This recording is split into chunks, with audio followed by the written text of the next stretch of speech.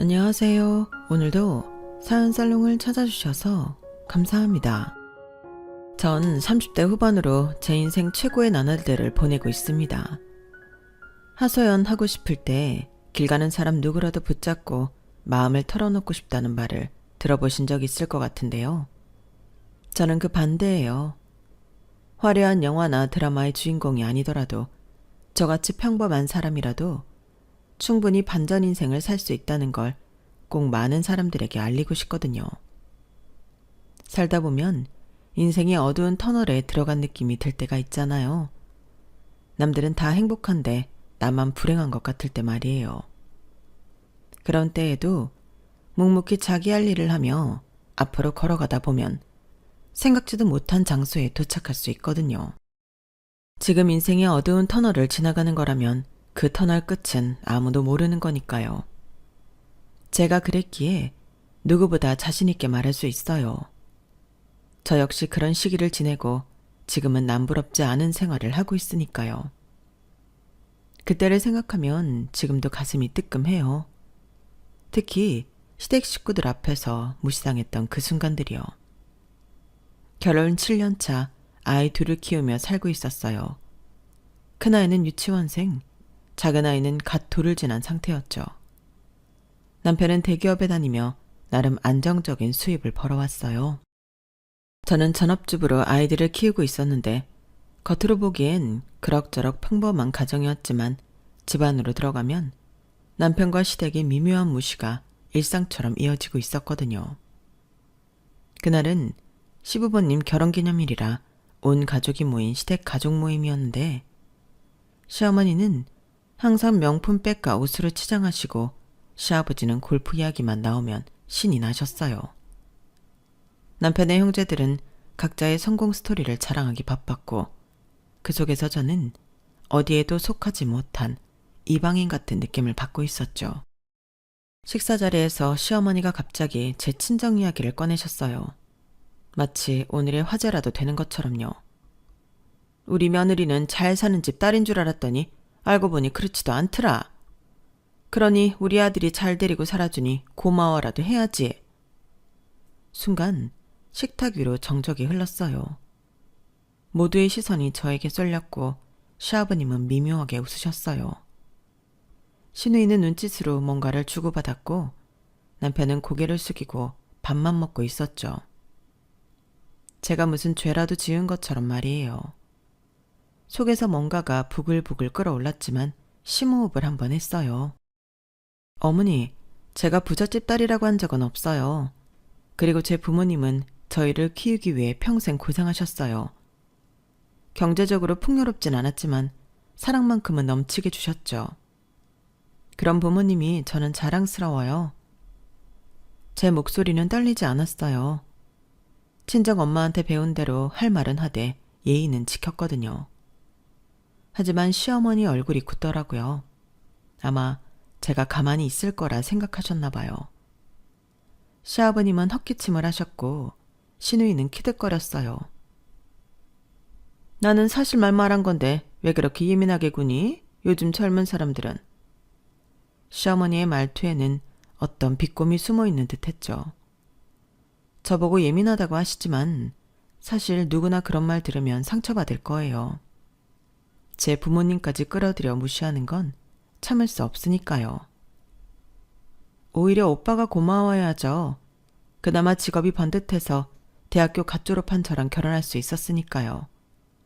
그리고 지금 자격증 준비하고 있어요. 애들 크면 저도 일할 거예요.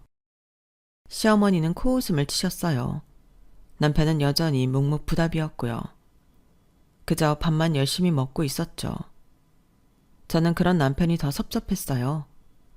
아내를 위해 한마디라도 해줄 수 있는 사람이었으면 좋겠다고 생각했죠. 공부? 애들 키우면서? 농담도 잘하네. 시어머니의 말에 시아버님까지 우셨어요.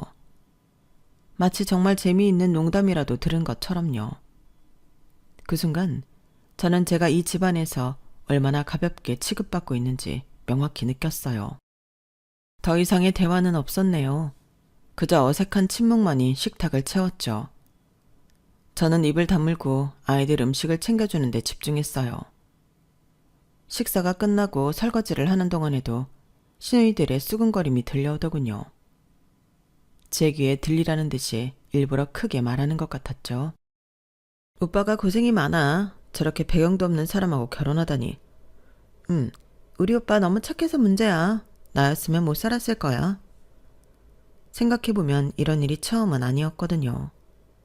결혼 초부터 미묘한 차별을 느꼈지만 워낙 시댁 식구들이 자기 애가 강한 편이라 그러려니 하고 넘겼죠. 그런데 시간이 갈수록 정도가 심해지는 것 같았어요. 그랬기에 그날 더 큰 상처로 다가왔고요. 집에 돌아오는 길 차 안에서 남편에게 물었어요. 목소리를 최대한 담담하게 유지하려고 노력했죠. 왜 아무 말도 안 했어? 남편은 운전에 집중한다는 듯 시선을 앞으로만 고정한 채 대답했어요. 뭘 그런 걸 가지고 삐지냐. 어머니가 그냥 하신 말인데. 그냥 하신 말? 내가 얼마나 상처받았는지 몰라? 너무 예민하게 반응하지 마. 어머니는 너한테 잘해주시려고 하는 거야.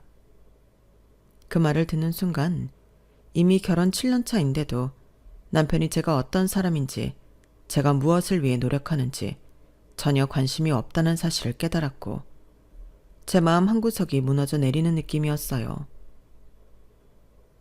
당신 부모님이 내 친정을 무시해도 괜찮아? 내가 아무것도 못한다고 생각해도 돼? 아니, 그게 아니라 어머니는 그냥 솔직하신 분이라. 솔직함이랑 무례함은 달라. 당신이 내 편이 되어줬으면 좋겠어. 난 중간에 있잖아. 양쪽 다 이해해야지. 대화는 그냥 그렇게 끝났어요. 남편은 늘 그랬거든요. 갈등이 생기면 회피하고 중간에 있다는 핑계로 아무것도 하지 않았죠. 하지만 그건 결국 시댁의 편을 드는 거나 다름없었어요. 몇 번을 싸워도 끝은 같았기에 말하면서도 김이 새는 것 같았죠. 사실 저도 대학을 나왔어요. 물론 전국에서 손꼽히는 대학은 아니었지만 열심히 공부했고 나름의 성적도 좋았죠. 졸업을 앞두고 친구 소개로 남편을 만나 결혼했고 바로 첫째를 가졌기 때문에 젊은 나이에 육아와 살림을 시작하느라 제 경력을 쌓을 기회는 없었어요. 사회생활을 준비하는 저에게 이미 사회생활 5년 차에 접어든 남편은 선망의 대상처럼 모든 게 멋있어 보였거든요. 그렇게 빠르게 빠져들었고 정신 차려보니 결혼도 끝나고 첫 아이를 임신하고 있었던 거죠. 이대로 나이가 드는 게 아쉽다고 느낀 저는 포기하지 않고 육아에 전념하면서도 틈틈이 공부를 놓지 않았어요. 일찍 결혼했기에 어느 정도 아이가 크면 다시 일을 할 수 있다고 생각했으니까요. 아이가 잠든 밤에는 책상에 앉아 공부했고 낮에는 육아서적과 자격증 교재를 번갈아가며 읽었죠. 그렇게 노력한 결과 큰아이가 3살 때 보육교사 자격증을 따서 아이를 데리고 다니며 반나절 파트타임으로 일할 수 있었어요.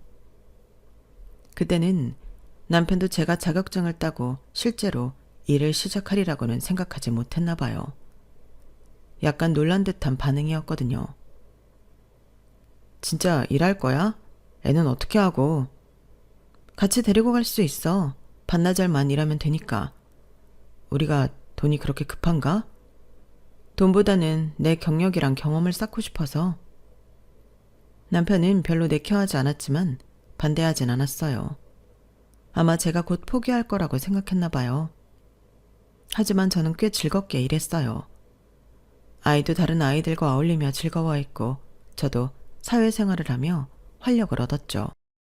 그러다 둘째를 임신하고 나서는 일을 그만둬야 했는데 임신 중에는 체력적으로 힘들었고 출산 후에는 작은 아이가 잔병치레가 많아서 어린이집도 자주 쉬어야 해서 일을 제대로 할 수 없는 상황이었죠. 역시 애들 키우면서 일하는 건 무리야. 내가 벌어올 테니까 너는 집에서 애들 잘 키워.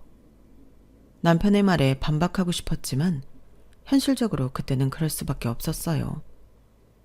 그렇다고 제 꿈을 포기하지는 않았죠. 포기하지 않고 아이들이 잠든 밤이나 놀이터에서 아이들이 노는 동안에도 틈틈이 공부해서 노인 돌봄 자격증, 간호조무사 자격증까지 하나씩 취득해 나갔어요. 자격증 시험을 볼 때마다 응시료가 만만치 않아 고민이었는데 남편에게 말하면 또 뭐라 할 것 같아서 생활비가 아니라 제가 받는 용돈을 아껴 조금씩 모았어요. 하루는 늦은 밤에 아이들을 재우고 공부하다가 깜빡 잠이 든 사이에 남편이 들어와서 책상 위에 놓인 간호조무사 교재를 발견했어요. 이게 뭐야? 눈을 비비며 일어났더니 남편이 제 교재를 들고 있었어요. 저는 솔직하게 말했어요. 간호조무사 공부하는 거야. 아이들 좀 크면 일하려고. 남편은 믿을 수 없다는 표정을 지었어요. 애 하나 키우는 것도 버거워하면서 무슨 간호조무사야. 현실적으로 생각해. 버거워한 적 없어. 그리고 미래를 위해 준비하는 거야. 제 말에 남편은 피식 웃었어요. 마치 어린아이의 말을 들어주는 어른처럼요. 그냥 아이들이나 잘 키워. 돈은 내가 벌어올게. 남편의 그 말이 제 노력을 전혀 이해하지 못하는 것 같아 꽤 상처가 됐고, 더구나 저를 그저 살림꾼으로만 여기는 듯한 태도가 서운했지만 그날은 피곤했고 싸울 기운도 없어서 더 말하지 않았어요. 더 황당했던 건 남편이 어머니께 말했는지 다음날 시어머니가 오셔서 제 교재를 치우신 걸 봤을 때였는데, 저는 당황해서 말릴 새도 없이 시어머니가 책장에서 제 교재들을 모두 꺼내고 있었어요. 집에서 돈만 축내면서 무슨 공부야. 허세 부리지 말고 살림이나 제대로 해. 시어머니의 목소리는 차갑고 날카로웠어요. 마치 제가 큰 잘못이라도 저지른 것처럼요. 어머니, 이건 제 미래를 위한 거예요. 아이들에게도 도움이 될 거고요. 제 목소리는 차분했지만 속은 불안했어요. 교재들이 모두 사라지면 다시 구입할 돈이 없었거든요. 무슨 미래? 우리 아들이 너 먹여 살리려고 얼마나 고생하는데. 그 정도 벌면 널 위해 충분해. 시어머니는 제 말은 전혀 듣지 않은 채 교재들을 모두 가방에 넣으셨어요. 그리고 현관으로 향하셨죠. 어머니, 그건 제 책이에요. 놓고 가세요. 제가 막으려 하자 시어머니가 돌아보셨어요. 그리곤 곧바로 눈빛이 무섭게 변하셨죠. 이 집은 우리 아들 집이야. 며느리가 살림만 하면 돼. 공부는 이제 그만해. 주제를 알아야지. 얼마나 편하면 남편이 벌어다주는 돈으로 공부하겠다고 날뛰니? 그럴 시간 있으면 우리 집에 와서 시부모 공양할 생각은 안 하고? 요즘 젊은 것들이란. 그 말에 화가 나 뭐라고 대꾸하려는 찰나 낮잠에서 깬 막내가 울음을 터뜨렸어요. 아이를 달래러 작은 방에 들어간 사이 시어머니는 그대로 교재들을 가지고 나가버리셨죠. 나중에 알고 보니 모두 버리셨더라고요. 그렇게 허무할 수가 없었죠.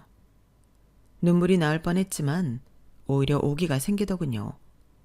어디선가 들었던 말이 떠오르며 나는 잡초라고 되뇌었죠. 밟으면 밟을수록 더 강해질 거라고요. 남편의 용돈에 의존하지 않고 독립적으로 공부할 방법을 찾아 생활비를 아껴 조금씩 모으기 시작했어요. 제 옷은 몇 년째 같은 것을 입고 화장품도 최소한으로만 구입하면서 그렇게 모은 돈으로 자격증 시험 응시료를 내고 필요한 교재를 사곤 했어요. 이번에는 교재는 친정에 보관하고 틈날 때마다 가서 공부하는 한편 도서관도 적극 활용하는 듯 더 철저하게 숨겼어요. 시댁에서는 그저 평범한 주부인 척했지만 그 뒤로도 2개의 자격증을 더 땄는데 남편도 시어머니도 아무도 몰랐죠. 어느새 또다시 겨울이 다가오고 있었고 제 코트는 이미 옷깃이 닳고 단추가 몇 개 떨어져 있었어요. 몇 년 동안 같은 옷을 입었으니 하나쯤은 괜찮지 않을까 싶어 조금 낡은 제 코트를 새 것으로 바꾸고 싶다는 생각이 문득 들었죠. 이번에 코트 하나 사려고 세일 중이라 꽤 저렴해. 저녁 식사 시간에 조심스럽게 남편에게 말했어요. 그런데 남편은 제 말을 듣자마자 인상을 찌푸리더군요. 지금 입는 것도 멀쩡한데 뭐하러. 사치 부리지 마. 3년 넘게 같은 거 입었어. 사치가 아니라 필요해서 그래. 제 설명에도 남편은 고개를 저었어요. 우리 형편에 맞게 살자. 돈 관리 좀 제대로 해. 남편은 대기업에 다니고 있었고 월급도 나쁘지 않았는데다 제가 요구한 건 몇 년 만에 코트 한 벌이었기 때문에 우리 형편이 그렇게 어려운가 하는 의문이 들어 남편의 말이 이해가 안 됐어요. 그 말을 시작으로 남편은 생활비 카드 사용 내역을 매일 확인하고 조금이라도 평소와 다른 지출이 있으면 질문 공세를 퍼붓는 등 제 지출을 일일이 체크하기 시작하더군요. 오늘 마트에서 뭘 그렇게 많이 샀어? 필요한 것만 사라고 몇 번을 말해? 퇴근 후 남편이 휴대폰으로 카드 사용 내역을 보며 물었어요.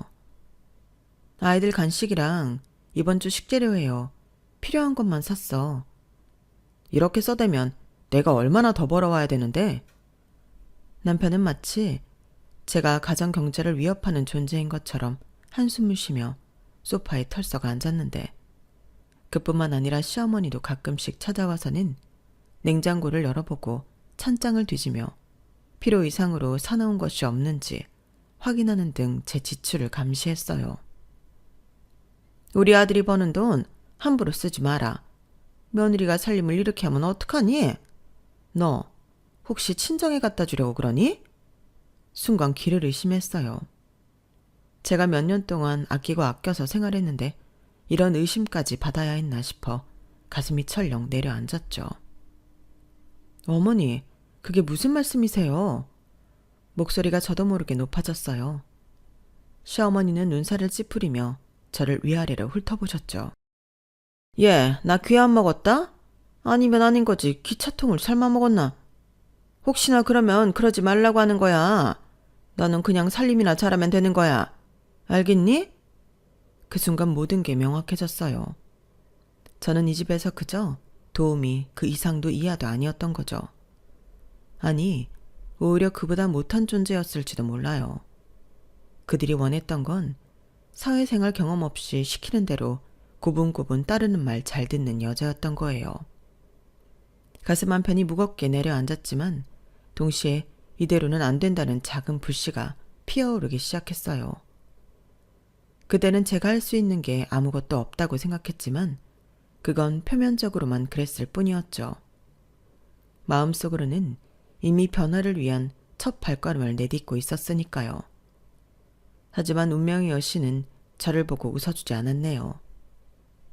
제 마음 제 뜻과 다르게 현실은 저를 더 깊은 웅덩이 속으로 집어넣기 바빴으니까요. 그날은 이상하게 아침부터 불길한 느낌이 들었어요. 눈꺼풀이 무겁고 허리가 욱신거리는 게 예사롭지 않아 이상하다 싶었죠.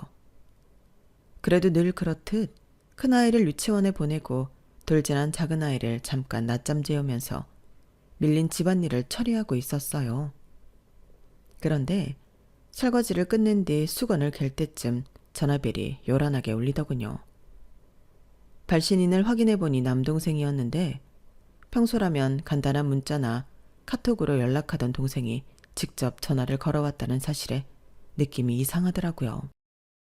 전화를 받자마자 들려온 동생의 목소리는 숨이 턱에 찬 듯 떨리고 있었고 배가 너무 아파 병원 응급실에 누워있다는 말이 들렸어요. 장에 문제가 생긴 것 같아 라는 단편적인 말만 남긴 채 통화가 끊겼을 때 저는 이미 겁에 질려 무엇부터 해야 할지 모르겠더군요. 아이를 친정엄마나 시어머니 댁에 맡기는 게 우선이겠다 싶었지만 친정은 지금 경제적으로 너무 어렵고 시어머니는 제가 부탁 전화를 하면 또 무슨 말을 할지 뻔히 보여서 망설여졌거든요. 그러나 아이를 데리고 병원에 가기에는 응급실 상황이 걱정되어 우선 가까이 사는 이웃 아주머니께 잠깐 아이를 부탁드리고 급하게 택시를 탔어요. 병원에 도착했을 때 응급실 안은 이미 정신없이 돌아가고 있더군요. 간호사들이 분주히 뛰어다니는 사이 비집고 들어가니 동생은 산소 마스크를 낀 채 창백한 얼굴로 누워 있었고 옆에서 의사가 검진 기록을 훑어보고 있었어요. 괴사가 진행 중이라는 말이 들릴 때 저는 머리가 하얗게 변하는 것만 같았죠. 심각한 감염 위험이 있다며 당장 수술을 하지 않으면 위험하다는 의사의 설명을 길지 않았지만 제게는 마치 1시간 넘게 들은 것 같은 충격이었어요. 거기에 수술비로 대략 500만 원이 든다는 얘기가 이어지는 순간 숨이 막혀 손발이 굳어지는 기분이었고요. 물론 당장 수술은 진행해야 했어요. 동생이 조금 더 버티면 안 되느냐고 물을 상황도 아니었으니까요. 문제는 돈이었죠. 친정 부모님은 예전에 아버지 사업이 망하면서 이미 한 푼도 여유가 없고 나라에서 주는 보조금으로 생활하시는 처지라 500만 원은커녕 50만 원도 당장 꺼내기 어려운 상황이었어요. 저 역시 전업주부로 남편의 월급에 의존해 살아왔고 통장에는 생활비 남은 짜투리돈만 얼마쯤 있을 뿐이었죠. 게다가 오랫동안 시댁에 인정받지 못한다는 압박감을 느끼느라 제게 여유 자금이 있을 리 없었으니까요. 동생 역시 열심히 일하고 있었지만 안정적인 수입을 기대하기 어려워 제대로 된 보험을 들어가나 적금이 있을 리도 없었어요. 그래도 남편이 대기업에 다니니 비상금 정도는 있을 거라고 생각하고 급하게 전화를 걸었지만 1번, 2번, 3번 연달아 시도해도 받지 않았어요. 문자도 남겼지만 아무 응답이 없으니 제 속은 타들어갔죠. 하는 수 없이 수술 동의서에 일단 사인을 하고 수술비 중 일부인 입원비를 먼저 카드로 결제했지만 500만 원 전부를 충당하기에는 너무나도 벅차더군요. 저는 결국 시댁에 가기로 했습니다. 동생의 수술을 기다리는 동안 어떻게든 돈을 구해야 했으니까요. 사실 시댁에 돈 이야기를 꺼낸다는 건 제게 쉽지 않은 일이었어요. 이미 앞에서 이야기했듯 예측되는 반응에 가야 하는지 망설여지지 않았다면 거짓말이겠죠. 하지만 동생 목숨이 달린 문제라면 자존심 따위를 세울 여유가 없더라고요. 택시에서 내려 시댁 대문 앞에 서는 순간도 이 사람들한테 이런 부탁을 한다고 달라질까? 하는 두려움이 엄습했지만 어쩔 수 없었네요. 쫓기듯 문을 두드려 안으로 들어갔죠. 너, 네가 웬일이니? 연락도 없이 갑자기. 이 시간에 무슨 일 있니? 시어머니는 거실 소파에 앉아 TV를 틀어놓고 계셨고 시아버지는 신문을 들여다보고 계셨어요. 테이블에는 남편의 휴대폰이 놓여 있었고 놀라운 건 연락을 받지 않던 남편이 그 옆에 앉아 있었다는 점이죠. 그의 얼굴을 보는 순간 화장실에 다녀오느라 전화를 못 받았다는 한마디가 나오겠구나 싶었죠. 예상대로 남편은 그저 미안한 표정도 없이 제가 왜 전화를 했느냐고 물을 뿐이었죠. 저는 숨을 고른 뒤 남동생 이야기부터 꺼냈어요. 동생이 응급수술을 받아야 하고 비용이 500만 원이라는 말이 제 입에서 나오자마자 시어머니의 눈빛이 매섭게 번쩍이더군요. 네 친정 식구들은 또 허둥대기만 하겠지. 사업 망한 뒤로 보조금 받는다고 들었는데? 그런 집에서 500만 원을 마련하긴 쉽지 않겠네. 여기까지 온 걸 보면 말이야.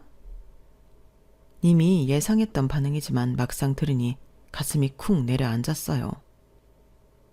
그래도 저는 최선을 다해 조리 있게 부탁하려고 노력했죠. 남편 옆으로 살짝 다가가서 이거 급히 해결해야 한다. 동생이 정말 큰일이더라 라고 강조했지만 남편은 그저 애매하게 고개만 끄덕이고 있더라고요. 우리도 지금 당장 그렇게 큰 돈을 쉽게 내놓긴 어려운데 그래도 엄마 아버지랑 상의해 봐야지. 급하다니까.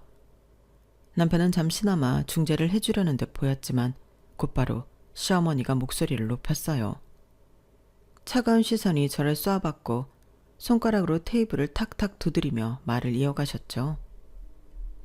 500만 원이 없는 집안이면 그냥 그 동생이 죽는 게 낫지 않니? 솔직히 병원비도 못 낼 처지라면 나중에 회복한다고 해도 또 무슨 일을 치를지 모를 거야. 네 친정은 원래부터 그런 식으로 살았잖니? 그 말이 귀에 꽂히는 순간 동생이 처한 상황에 대한 안타까움도 컸지만 저런 잔인한 말을 서슴없이 하는 시어머니를 보니 분노가 치밀어 오르더군요. 그래도 지금은 화를 낼 때가 아니었습니다. 서러움과 분노를 억누르며 최대한 냉정을 유지하고자 했었어요. 어머니, 저도 자존심이 있지 왜 그냥 오고 싶겠어요. 지금 동생이 수술을 못 받으면 그대로 위험해진다니까요. 저도 어떻게든 갚을 테니 제발 좀 빌려주세요. 정말 부탁드립니다. 시어머니는 코웃음 치는 듯한 표정으로 저를 한참 지켜봤어요. 그제야 시아버지도 신문을 내려놓고 이쪽을 바라봤지만 뭔가 적극적으로 말리거나 동정하는 표정은 아니시더군요. 무표정한 얼굴로 우리를 번갈아 보다가 가볍게 한숨만 내시더군요. 남편조차 이 상황에서 크게 움직이지 않으니 저는 그저 간절히 빌 수밖에 없었어요. 네 친정은 500도 못 구하는 거지니? 돈이 그토록 급하면 미리 대비라도 했어야지. 애 둘 키운다고 살림에만 매달리지 말고 말이야. 내 아들이 벌어다주는 돈만 처묵처묵하지 않고 네가 니네 가족도 챙길 정도는 돼야 하는 거 아니니? 어머니, 저도 노력했어요. 그런데 이번 일은 정말 예상치 못했던 응급 상황입니다. 속으로는 나도 모르게 차라리 죽는 게 낫지 않니? 라는 말을 어떻게 입에 담을 수 있을까 하는 생각에 치가 떨리더군요. 동생이 아파서 고통스러워하고 생사가 오락가락하는 마당에 어떻게 그런 잔인한 소리를 내뱉을 수 있는 걸까요? 그래도 애원이라도 해야 하는 제 처지가 서글퍼지기 시작했죠. 그런데 마침 그때 시어머니가 비웃듯 쏘아붙였죠. 거지 맞네. 사업 망한 뒤로 좀 나아졌나 했더니 그 모양이면 뭐. 저는 순간 귀를 의심했어요. 그래도 꾹 참고 정말 죄송하다.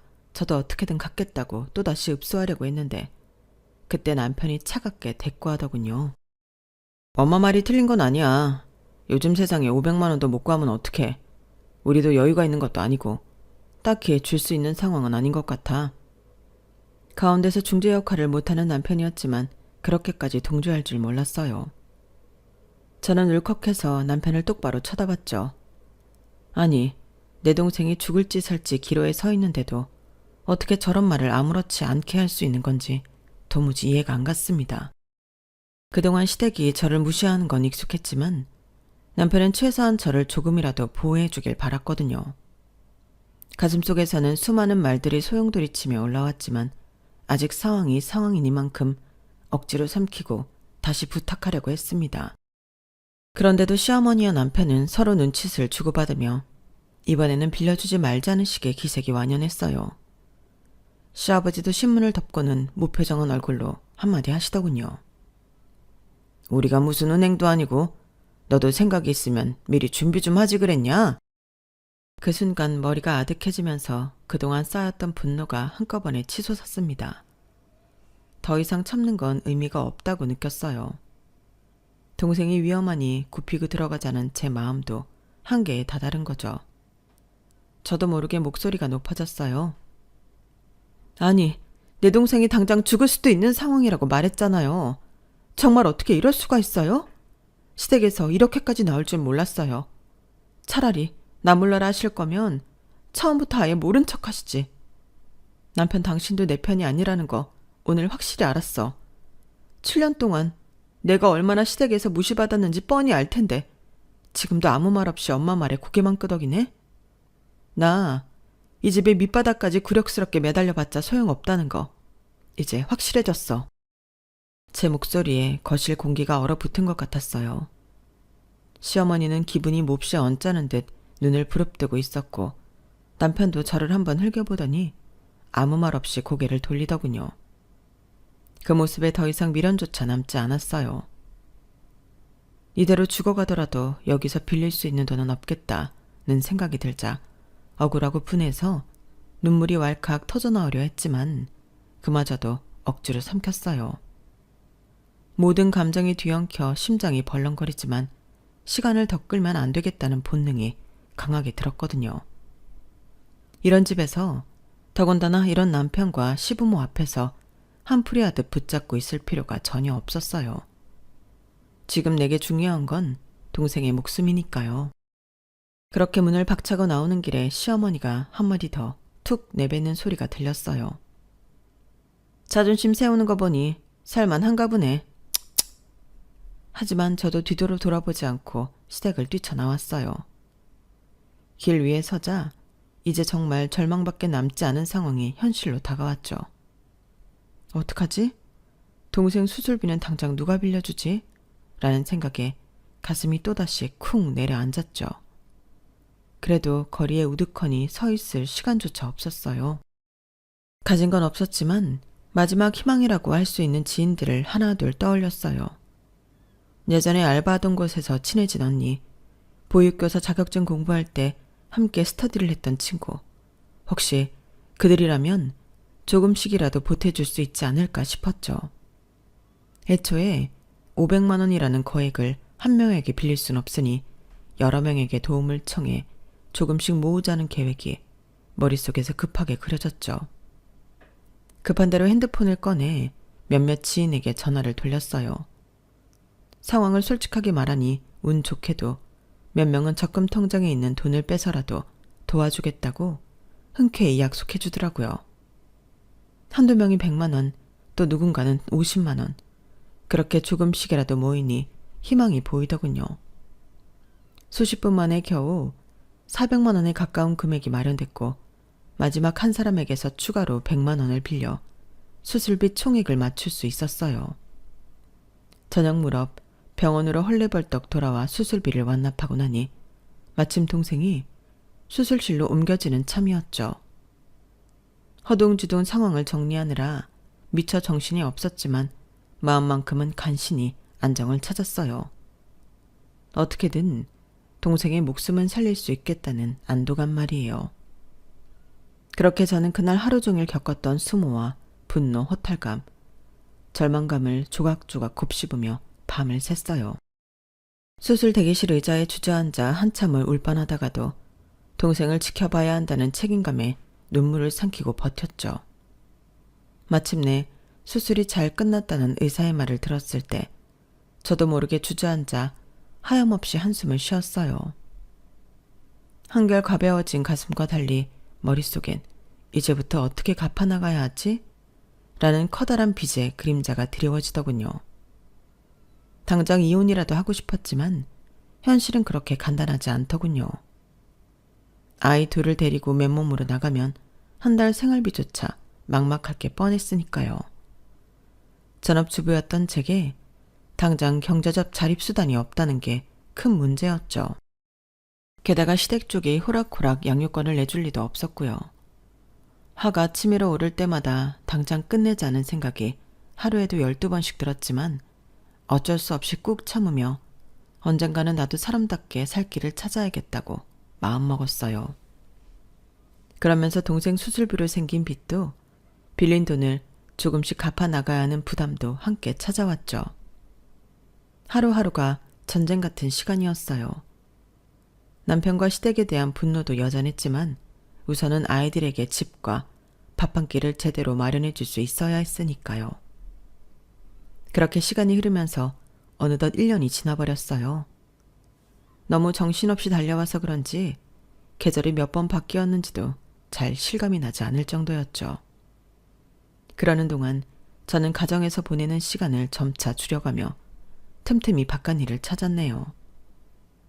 이웃 아이 돌봄부터 필요하면 단기 알바도 뛰고 주말에는 친정 쪽 지인들을 만나 여기저기 일거리를 수소문했어요. 문제는 시어머니였죠. 집에 제가 없는 시간이 늘어나자 시어머니는 요즘 속 편하게 놀러 다니느라 시간 다 쓰냐며 핀잔을 주시기 일쑤였거든요. 한 번도 동생 괜찮아졌냐고 물어주지 않는 것을 보니 이런 사람에게 뭘 바랬던가 싶더라고요. 그리고 그런 무관심과 빈정거림이 오히려 제 의지를 북돋웠죠. 가만두지 않겠다. 분명히 잘 해낼 거다. 라는 결심을 더 굳게 만들어줬으니까요. 아이러니하게 행운의 여신이 저를 향해 다가오는 것 같았어요. 시댁 쪽 상황에 큰 변화가 생기기 시작했거든요. 남편이 다니던 회사가 비리 문제로 크게 흔들리더니 결국 구조조정 명목으로 남편이 퇴사를 하게 된 거예요. 남편은 몇 주간 명환히 지내며 재취업 기회를 찾는다고 말은 했지만 별다른 소득이 없었고요. 시부모님 역시 갑자기 어떤 사기를 당해서 목돈을 날린 것 같았는데 정확한 사정은 말씀해 주시지 않았어요. 그저 집에 경매로 넘어갈 것 같다는 둥, 길거리로 나앉게 생겼다는 둥, 언성을 높이며 서로 탓하기 바빴죠. 한동안 잘나가는 남편과 부유한 시댁 덕에 저를 무시하던 그 태도는 어디 가고, 이제는 집안에 불길이 난 듯 서로 동동 발을 구르는 모습이 내심 쌤통이다 싶더라고요. 며칠 뒤 제가 운전석에서 내리면서 뒷좌석에 짐을 내리는데 시어머니 목소리가 날아들었어요. 아니, 웬 고급차야? 공부한다고 그렇게 있는 살림 없는 살림 거덜내더니 운전기사로 취직한 거야? 잘했네, 잘했어. 이 시국에 돈 축내지 말고 돈 벌어야지. 시집 와서 제일 잘한 일이네. 시어머니의 톤은 늘 그렇듯 저를 비꼬는 듯 했습니다. 저는 조용히 뒷좌석에서 짐을 내리고 있었어요. 듣기 싫은 말이 귀에 꽂혔지만 이제 그런 빈정거림이 크게 상처가 되진 않았습니다. 무엇보다 이 차가 누구 돈으로 샀는지 저는 자신 있게 말할 수 있었거든요. 운전기사로 취직한 거 아니에요. 제 차예요. 그 순간 시어머니의 표정이 말 그대로 굳어버렸어요. 마치 내 차라는 게 말이 돼? 하시는 듯 눈을 번뜩이시더군요. 전 시어머니 반응을 기다리지 않고 차문을 닫고 뒷짐을 들었죠. 서류봉투와 가방을 든 제 모습을 본 시어머니는 한껏 인상을 쓰며 다가오더군요. 네 차라니 이게 다 무슨 소리야? 우리 아들이 힘들어 죽겠는데 나 혼자 돈이 어디서 나와서 이걸 샀다는 거야. 대출 받았어도 네가 신용이 있어? 결국 우리 아들이 산 거 아니야? 대출이요? 아니요, 그런 거 없어요. 제가 그동안 번 돈으로 구입한 겁니다. 그동안 번 돈? 너 무슨 돈을 벌었어? 내가 다 아는데. 그동안 팽팽 놀기만 했는데 뭘 벌었단 말이야. 시어머니는 제가 이래서 돈을 벌었다는 말을 도무지 믿지 못하시더군요. 하긴 예전부터 시어머니나 남편은 제가 집에서 호송세월이라 하는 사람이라 여겼으니까요. 남편도 예전부터 제가 뭘 해보려 하면 비웃기 일쑤였으니 이 집안에선 당연히 제가 벌이 활동을 했을 거라고는 상상조차 못했을 겁니다. 저는 시어머니의 추궁에 담담히 받아쳤어요. 당신이 더 이상 제 일에 간섭하실 자격 없으세요. 그리고 저도 여기에 머무를 이유가 없으니 당신 그 잘난 아들에게 이거나 좀 전해주세요. 이게 뭔데? 이혼서요. 제가 가방에서 봉투를 꺼내 시어머니 앞으로 내밀자 시어머니는 경악한 얼굴로 물러섰어요. 이게 무슨 말도 안 되는 소리를 하는 거야. 네가 감히 이혼 서류를? 왜요? 작년에 동생 수술비 못 구한다고 저더러 500 없으면 죽는 게 낫다고 하셨을 때 이미 끝난 거예요. 남편은 남의 편이라더니 서면으로 다 정리해뒀으니까 그거 보세요. 말 섞기도 싫으니. 시어머니는 봉투를 열어 내용물을 확인하더니 거기에 부동산 분양 관련 수익과 제 명의로 정리된 재산 목록, 그리고 남편이 그 수익에 대해 일절 소유권을 주장할 수 없다는 법률 자문서까지 들어있는 걸 발견하고는 더더욱 당황하셨죠. 아니, 이게 다 뭐야? 네가 무슨 돈이 있다고? 도대체 뭘 어떻게 했길래? 당신 늘 나에게 그랬죠. 부동산 같은 거 다 망하고 전공도 보잘것 없다고요. 그런데 어쩌죠? 제 전공 절 살렸거든요. 전문대라고 볼 거 없다던 그 대학 선배 덕분에 신도시 분양 대행 뛰어서 재미 좀 봤어요. 이렇게 차도 샀고 이제 아이들이랑 살 집도 마련했으니 이제 더 이상 당신 꼴 볼 필요 없네요. 그러자 시어머니 태도가 순식간에 달라졌어요. TV에서만 보던 벼락부자 같은 이야기가 실제로 자기 며느리에게 벌어졌다는 게 믿기 어려우셨겠죠. 하지만 고급 승용차, 평소와 달라진 옷차림, 그리고 그걸 보란듯이 증명하는 서류들이 있으니 그 모든 상황을 번갈아 보시며 무슨 일이 벌어진 건지 이해하려 애쓰는 모습이 어이없더라고요. 잠깐, 네가 오해한 것 같은데 형편이 맞으면 내가 그랬겠니? 네가 원래부터 이렇게 능력 있는 애라는 걸 알았다면 더 잘해줬을 텐데. 그동안 우리가 서로 너무 모르고 오해가 쌓였구나. 그러지 말고 우선 급한 불부터 끄고 다시 찬찬히 이야기해보자꾸나. 급한 불이나뇨. 설마 당신 집 차업 들어가는 거 뭐 그런 이야기 하시는 거 아니죠? 사람 목숨이 오가는 돈 500에도 없으면 죽으라고 말씀하셨던 거 기억 안 나세요? 집 유지할 돈 없으면 길바닥에서 사시면 되잖아요. 개똥밭에서 굴러도 이승이 낫다고. 그래도 죽은 게 아니니 얼마나 다행이에요? 마침 그때 남편이 집으로 오다가 저희를 발견했어요. 아마 구직 활동을 하다 집에 돌아온 모양이었죠. 남편은 고급 승용차 옆에서 시어머니와 말다툼 중인 제가 이혼 서류까지 흔들어대니 놀란 기색이 역력했어요. 지금 이게 무슨 난리야? 이혼 서류라니. 당신 진짜야? 우리 결혼 생활 다 끝내겠다고? 우리? 너한테 내가 있긴 있었니? 그런 단어 올리는 것 자체가 역겨워. 변호사 선임해서 서류도 이미 다 준비했어. 할 말 있으면 내 담당 변호사한테 해. 여보, 왜 이래? 가뜩이나 회사 일로 심란한데 당신까지 이러기야? 그동안 서운했던 거 다 이해해. 나도 먹고 사느라 밖에서 시달리니까 당신한테 괜히 화풀이 했던 거지. 내 마음은 그게 아니야. 일단 안에 들어가서 이야기하자. 어? 그 말 더 짓거려야 해? 내가 어디까지 들어줄 거라 생각해. 지금부터 녹음할 거야. 당신이 하는 말 법정에서도 할 수 있으면 해봐. 뚫린 입이라고 말이면 다인 줄 알지?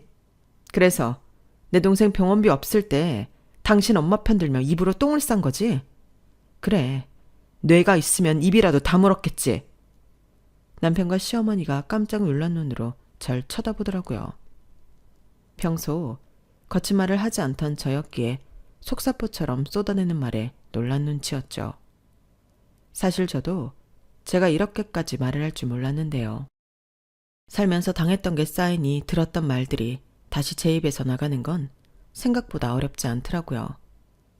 남편은 끝까지 한 번만 더 생각해보자는 식으로 매달렸지만 예전부터 그가 보여준 무관심과 시댁 편들기는 이미 돌이킬 수 없는 상처로 남아 있었습니다. 전 단호하게 시어머니 손에 이혼 서류를 쥐어주고 돌아서며 말했어요. 사인하기 싫으면 법정에서 봐. 당신 거지라 돈 없지? 애들은 내가 데려갈 테니까 괜히 그런 걸로 지저분하게 걸고 넘어지지 마. 아, 싸움 걸어오면 끝까지 대응할 마음은 있어. 아니다. 정확하게 돈 있어. 당신도 변호사 비용 아깝지 않다면 어디 끝까지 가봐. 누가 이기나 보자고. 그 말을 끝으로 전 차를 끌고 아이들 어린이집으로 향했네요. 아이들 데리고 이제 다시 집으로 돌아가지 않을 생각이었거든요. 이미 살 집도 구해놨고 선전포고도 해뒀으니 돌아갈 이유도 없었고요. 결국 남편이 며칠 뒤 직접 연락도 해왔지만 저는 그 전화를 받지 않았어요. 이미 결심이 선 이상 더는 흔들릴 것도 없었으니까요. 그리고 시어머니가 전화를 해선 또 어설프게 회유하려 했지만 변호사 비용조차 마련하기 힘든 상황인지 별다른 저항 없이 도장 찍어 서류를 보내왔어요. 길고 긴 싸움까지 예상했지만 생각보다 허무하게 7년간의 결혼 생활이 막을 내렸네요. 이제 전 신도시에서 아이들과 살고 있어요. 부동산 분양 업무로 꽤 벌이를 키운 덕에 아예 그 앞에 작은 부동산 사무소를 열기로 마음 먹었죠. 실은 이것도 오래 알던 선배가 도와준 건데 그 선배야말로 제가 동생 수술비를 마련하느라 했을 때 마지막 100만 원을 빌려줬던 분이기도 해요. 돌이켜보면 불난데 기름 붓는 것 같았던 그때가 제 인생의 분기점이었던 것 같아요. 동생이 생사의 갈림길에서 500만 원을 구하지 못했던 그때 말이에요. 빌려줄 돈 없어 차라리 죽는 게 낫다고 조롱하던 시댁과 남편의 태도에 분노한 게 오히려 제 오기가 됐고 결국 제 전공과 자격증으로 승부를 보게 만들었으니까요. 그때 마지막으로 선배한테 연락했는데 때마침 신도시 분양으로 한창 바빠서 사람이 필요한 상황이었거든요. 선배가 말하길 자격증도 있고 제가 사람들하고 말도 잘 통하니까 분양 쪽이 잘 맞을 것 같다며 기회를 열어줬고 저는 밤낮 없이 뛰며 배웠어요. 첫 계약이 성사되는 순간을 아직도 잊을 수 없네요. 이렇게 해서 정말 큰 돈을 벌 수 있다는 확신이 드는 순간 거침없이 달리게 해준 소중한 경험이었으니까요. 결국 엄청난 모욕을 주었던 그 사건이 제겐 전화위복이 된 셈이에요. 바닥을 찍었다고 생각할 때 용기 내서 발을 뻗었고 그 발걸음이 지금의 사이다 반격을 만들어냈으니까요. 그렇게 전 아이들과 함께 새 집에서 지내면서 저는 여전히 분양 업무와 부동산 사무소 운영에 몰두하고 있어요. 세상 참 모를 일이죠. 500만 원이 없어 굴욕당했던 제가 이제는 억대 거래가 오가고 소문 듣고 찾아오는 고객들까지 생겼으니 말이에요. 그렇게 저는 500만 원조차 못 구한다며 무시당했던 과거를 디딤돌 삼아 고난을 발판으로 삼아 인생의 반전을 이뤄냈습니다. 화려한 영화나 드라마의 주인공이 아니더라도 저처럼 평범한 사람이라도 충분히 반전 인생을 살 수 있다는 걸 꼭 말씀드리고 싶었어요. 살다 보면 누구나 어두운 터널을 만날 때가 있잖아요. 주위를 둘러봐도 남들은 다 행복해 보이고 나만 불행한 것 같은 기분이 들 때 말이에요. 하지만 그럴 때에도 묵묵히 자기 할 일을 하며 끝까지 걸어가다 보면 전혀 상상하지 못했던 새로운 장소에 도달할 수 있답니다. 지금이 가장 힘든 터널을 지나가는 순간이라면 그 끝이 어디인지 너무 일찍 단정짓지 마세요. 저 역시 그랬으니까요. 밑바닥을 믿었던 순간이 오히려 인생을 뒤바꿀 절호의 기회가 되기도 하더라고요. 지난 날을 돌아보면 저를 무시하고 뒤흔들었던 말들이 곧 치열한 의지를 불태우는 연료가 되었으니까요. 이제 저는 아이들과 함께 평온하고 풍요로운 삶을 꾸려가며 세상에 무릎 꿇지 않는 법을 배워가고 있어요. 앞으로도 계속 저처럼 예상치 못한 터널 속에서 헤매는 분들에게 조금이나마 희망을 전해드리고 싶습니다. 나도 해낼 수 있다는 믿음 하나로 괴롭고 암울했던 시간을 버텨낸다면 언젠가 반드시 반짝이는 빛이 기다리고 있을 테니까요. 오늘도 내일도 화이팅입니다. 여러분, 사연 댓글에 응원과 현명한 조언 부탁드려요. 좋아요와 구독은 저에게 큰 힘이 됩니다. 오늘도 좋은 일 가득하세요.